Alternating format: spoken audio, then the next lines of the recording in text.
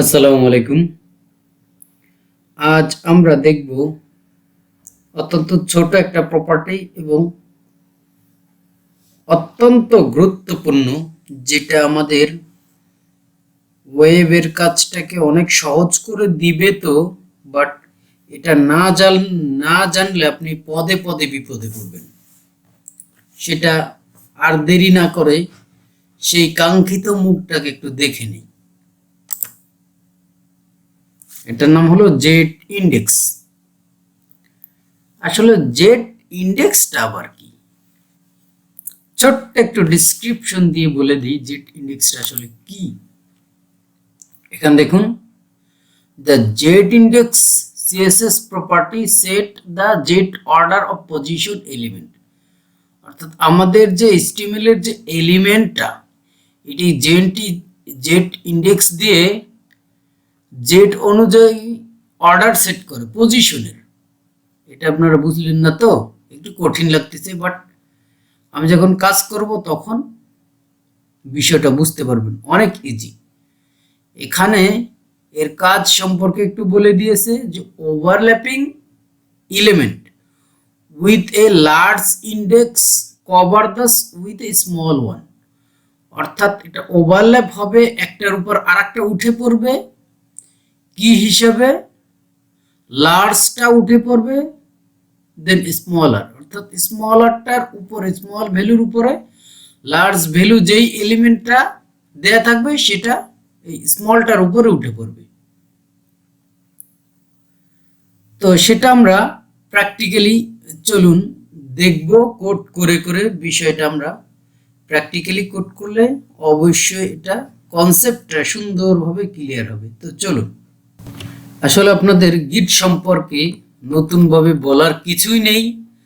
আপনারা জেনে থাকবেন, বা এতদিন ধরে যদি আমার টিউটোরিয়ালটা ফলো করে থাকেন তাহলে অবশ্যই অবগত আছেন যে আমি প্রত্যেকটা ভিডিওর জন্য আলাদা আলাদা ব্রাঞ্চ ক্রিয়েট করি, কেননা এই ভিডিও রিলেটেড কোডগুলো যেন আপনারা পান।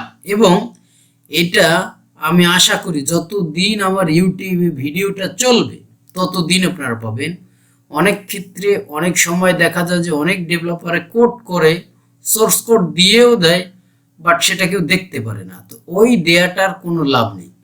এই জন্য আমি যেটা করেছি, স্ক্রিনে একটা কমান্ড দেখতে পাচ্ছেন, এই কমান্ডটা ইউজ করে নতুন এই জেড ইন্ডেক্সের জন্য একটা নিউ ব্রাঞ্চ ক্রিয়েট করেছি, এবং আমরা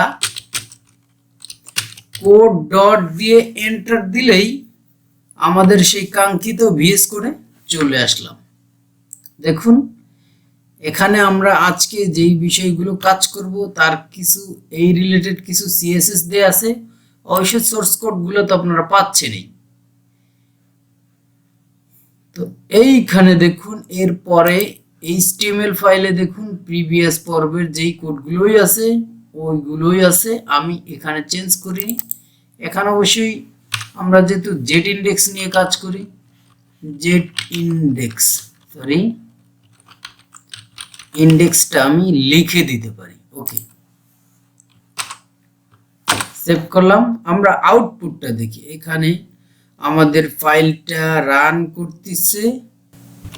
লক্ষ্য করুন, এইখানে আমাদের যেই ডিপটা নিয়ে নিয়েছি, আমরা বক্সগুলো নিয়ে নিয়েছি, সেই বক্সগুলো একটার উপর আর একটা উঠে গেছে। এইটা আমাদের এখন দরকার হলো আমাদের ওই রেড কালার বক্সটা সবার উপরে নিয়ে আসা। এই কাজটা করতেই আমাদের এই জেড ইন্ডেক্সটা ব্যবহৃত হয়। তো চলুন সেটা কিভাবে নিতে পারি। আমরা যদি প্রিভিয়াস পর্বগুলোর মতোই ব্রাউজারটা এক পাশে, কোড এডিটরটা এক পাশে যদি রাখি, তাহলে আপনাদের বুঝতে আমি মনে করি সুবিধা হবে, ইনস্ট্যান্ট চেঞ্জগুলো আপনারা দেখতে পারেন। তো সেটাই আমি করি। ওকে, আমাদের ফ্রেমটা কিন্তু সেট আপ করা হয়ে গেছে। এখন আমাদের যেটা কাজ করতে হবে, যেটা আমাদের দেখতে হবে, সেটা হলো প্রথম এলিমেন্ট। আমরা যেটা বলছি যে আমাদের রেড বক্সটা উপরে নিয়ে আসতে হবে, এই জন্য আমাকে বলতে হবে এর একটা ইন্ডেক্স নাম্বার দিতে হবে, জেড ইন্ডেক্স। আমাদের রেড বক্সের ক্লাসটা হলো রেড, এটাকে আমি বললাম জেট ইন্ডেক্স। জেট ইন্ডেক্স যেহেতু কোনো প্রপার্টিরই ভ্যালু নাই, কোনো বক্সে এখনো কোনো ভ্যালু দেয়া হয়নি, সেক্ষেত্রে আমি যেটা দেব সেটাই হলো বড়, কারণ যদি না দেয়া থাকে তাহলে জিরো ধরে নেই। তো সেক্ষেত্রে আমি বলে দিলাম যে 1 বলে দেয়ার সেভ করার পরে আপনারা রেড বক্সের দিকে একটু তাকাবেন। সেভ করার পর দেখুন এই 3টা বক্সের উপরে চলে এসছে, একদম উপরে পুরোপুরি দেখাচ্ছে সুন্দরভাবে। এটাই হলো জেট ইন্ডেক্স কাজ। এখন আমরা যদি এই 3টাকে রেড গ্রিন ব্লুটাকে 3টা বন্ধুর মতো মনে করি, সেক্ষেত্রে যেহেতু রেড কালারের যে ফ্রেন্ডটা এ হলো এই 3 বন্ধুর মধ্যে ক্লাসে পড়াশোনা নিয়ে খুবই কম্পিটিশন হচ্ছে, হয়তোবা এ ফার্স্ট হয় ক্লাসে প্রথম সাময়িক পরীক্ষায়, তারপরে সেকেন্ড টার্ম পরীক্ষায় হয়তোবা ব্লু ফার্স্ট হয়, তারপরে আরেকটা পরীক্ষায় ফাইনাল পরীক্ষা হয়তো গ্রিন ফার্স্ট হয়। এই যে একটা কম্পিটিশন এটা এখানেও করতেছে এরা।